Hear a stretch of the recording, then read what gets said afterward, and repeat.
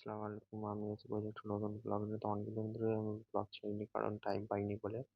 তো লেট হয়ে আমি আমার দাদার দোকানে যাব। তো দাদাকে একটা ডায়মন্ডের নেকলেস ছিল, এটাকে ক্যামে পাঠাবার ছিল, তো ক্যামে পেটিয়ে দিয়ে তো আমি যাবো এবারে। তো এই দেখো গাইজ, আমাদের দোকানটা দেখলাম, এটা শর্টের দোকানটা।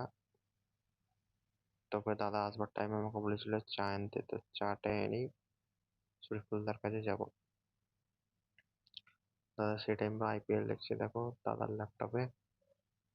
তারপরে কিছুক্ষণ আইপিএল দেখার পরে তারপরে আমরা সন্ধ্যাবেলা হয়ে যাওয়ার পরে গেলাম আমরা সবজি মার্কেটে সবজি করতে, কেন কি দাদাদের দরকার ছিল কিছু।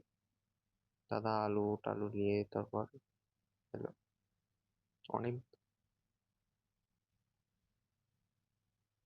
আলু ফালু নিয়ে কিনলো, সবজি সব। তারপরে সবজির বাজার করে দেওয়ার পর তারপরে আমরা গেলুম ঘুরতে স্টেশনের ওইখানে। স্টেশন ধারে স্টেশন ধারে ঘোরা হয়ে যাওয়ার পর আমরা দাদাদের দোকানে চলে গেলাম, আর আমরা গেলাম আমার দোকানে। তো এই